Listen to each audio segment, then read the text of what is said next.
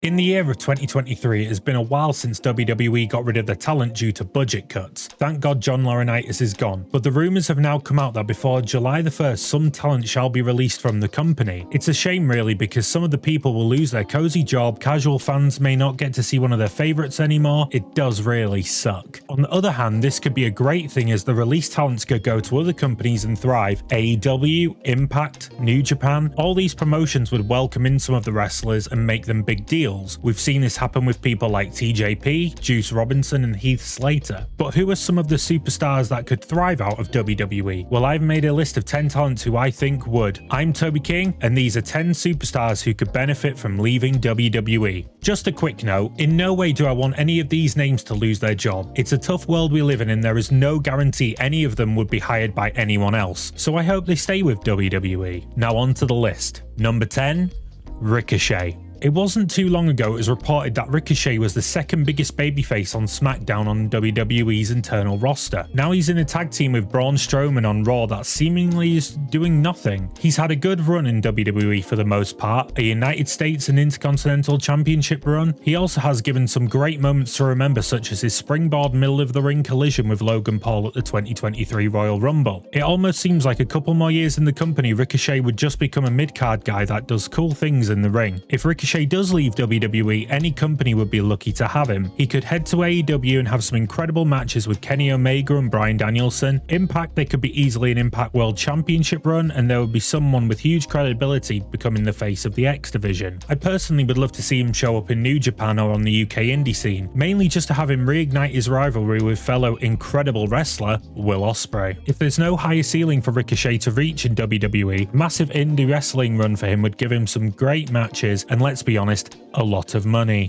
Number 9, Dana Brooke. Now, popular belief is that Dana Brooke isn't actually that good. Well, I am here to tell you, she's alright. Dana doesn't really seem to be going anywhere in WWE, and it is a shame because in all honesty, she is actually good. Yeah, not Charlotte Flair or Becky Lynch good, but she can hold herself in a match pretty well. There has been somewhat of a fan uprising on social media of recent where the hashtag Give Dana a Chance has been going around, but without Stephanie McMahon to listen, Dana won't be created by her and excel just like how Stephanie created the Divas Revolution. A move away from WWE may give Dana the chance, get it, to actually grow and get more eyes on the work she could do. She could head off on an indie tour to places such as Progress, GCW and Stardom before settling down somewhere in North America such as Impact. There are plenty of women there that could help Dana grow as a wrestler and an overall performer that in the end she could return to WWE and be more experienced as a star, helping the younger talent. Number 8, Karrion Cross. Why did Triple H bring the former Killer Cross back to WWE? He's really done nothing except show some cards and then lost. Then showed some more cards and lost. There was talks a while ago about Hunter not being happy with some of the wrestlers that had returned since he took over. It's a shame to think that Karrion is on that list, but it's been nothing short of a disaster since he returned to the company. And this is the guy who was treated like Christian Gray's wet dream before he left. On the Indies, Cross was a hot property. He was one of the main event guys since day one in Impact and was a major player in an MLW before he went to NXT and after he was released. Why can't he be treated like that in WWE instead of being used as fodder to other people? If Cross happens to be let go from the Fed in the future, he could actually return to his elevated stock. He could end up back in MLW and be a convincing rival to Alexander Hammerstone. I would personally love to see him head over to Japan to have big slappy meat matches with people like Ishii and Suzuki. It really has been a shock to see the fall of someone who Triple H strapped an incredibly large rocket to when he first debuted in NXT. Be a shame to see Scarlett go though, she's the best part of the gimmick. Number 7, Alexa Bliss. If you've seen previous lists on this channel, you will have seen Alexa crop up a few times in a negative light. This does not mean I don't like her. I'm a huge fan of Alexa Bliss. She's one of my favourite wrestlers in the company. It just grinds my gears that she has been so underutilized in the past few years. There was a point you wouldn't watch WWE programming and not see her with a title around her waist. Multiple time singles champion and also held the tag titles a handful of times. It seems such a distant memory since Alexa was handled this way. Dodgy creative, health issues and a silly doll that held Alexa back and made her look like kind of a joke character, even though she was still over with the crowd. When she returns after a current break from the company, if she comes back as the world beater she was back in the day, she will shoot straight to the top of the card again easily. But with WWE, this always feels very unlikely. If Alexa left and went somewhere else, for instance AEW, she would be a huge deal. Bliss is incredible in the ring and puts in the effort with whatever creative you do give her. She would be a women's champion quickly anywhere she goes and would bring a lot of fans with her. If she leaves WWE at any point, I would love to see where she goes. Number 6.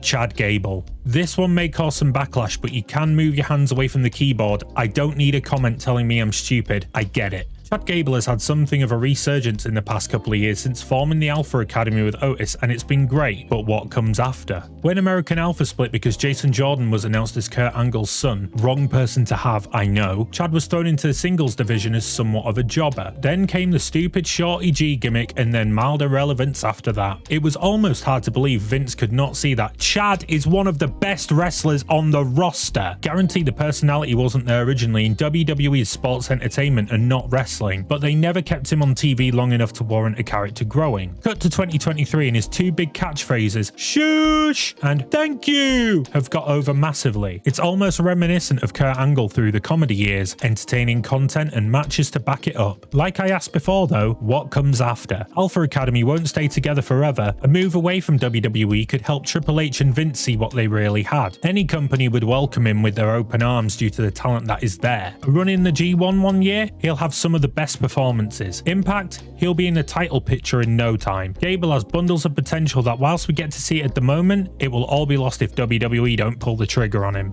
Number 5, Bray Wyatt.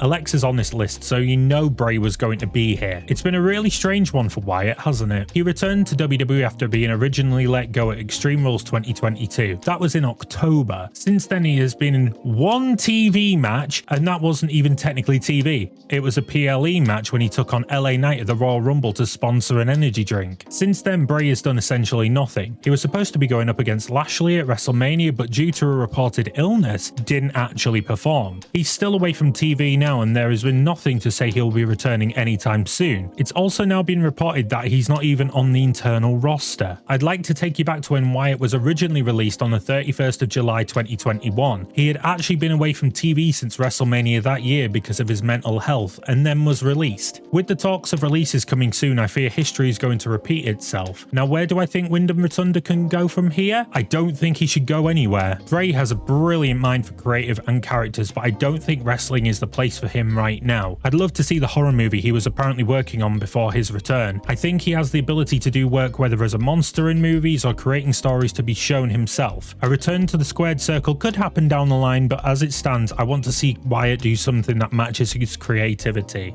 Number 4, Zelina Vega. Now here's a wrestler that's not at their full potential. Zelina is a talent that has once again been unfortunately mismanaged the past few years. Her run as Andrade's manager was fantastic, and let's be honest, if it wasn't for her, the former Cien Almas wouldn't have reached the NXT Championship. Vega also has shown her worth in the ring. A former women's tag team champion and last Queen of the Ring winner, she even got to show off her skills recently with Rhea Ripley at Backlash in Puerto Rico, where she put in a good showing. Since being brought back to the company after a prior release and all the feats that she's had, it still doesn't feel like Zelina is handled well creatively or just looked at as someone who could cause strides in the division. Outside of the company, if she stayed in wrestling, she would be treated as the star she could be. Impact were big fans of her when she was there. AEW could give her some great matches and also reunite her with Andrade. Anywhere would be lucky to have her and give her a character that didn't feel like it chopped and changed every time they decided to put her on TV. Number 3, Mustafa Ali. Now this will be a shorter entry because this is the big talking point in social media. Ali should have been granted one of the many releases he requested through the years. He is a generational talent that has been held down in WWE catering for too long. I mean, he's been up against Gunther for the Intercontinental Championship, but he will still be treated like a free agent afterwards. If he went anywhere but WWE, he would be having killer matches with many people. Mike Bailey, Will Ospreay, Kenny Omega, Malachi Black, Trey Miguel, Adam Cole, Keith Lee, Jonathan Gresham, Ray Phoenix, the list goes on. He could hopefully get some belts too. Justice for Mustafa Ali. Number 2, Shinsuke Nakamura. He should have just stayed in Japan. Nakamura's run has been a bit of a mess in WWE, an incredible debut in NXT and a great run with the title, comes to the main roster and wins the Royal Rumble. Still good. Then he punts AJ Styles in the baby maker and it all goes to hell. A couple of mid-card title reigns where he essentially did nothing. I mean, he was off TV more when he was Intercontinental Champion than he was when he didn't have the belt. The biggest thing Nakamura has done in a good long while is head to Pro Wrestling Noah to fight the Great Muta at the start of 2023. Now he's back in the WWE and in the mid-card again. If Nakamura gets his papers, you'd hope he would be straight back to New Japan. If you've never seen any of his run from there, go and watch some of it. He was one of the most respected wrestlers there and it was deserved. Killer matches and a great character. A final run there would be amazing to show the people who have recently become a fan what he can really do. You should have just stayed there! Number 1. Drew McIntyre.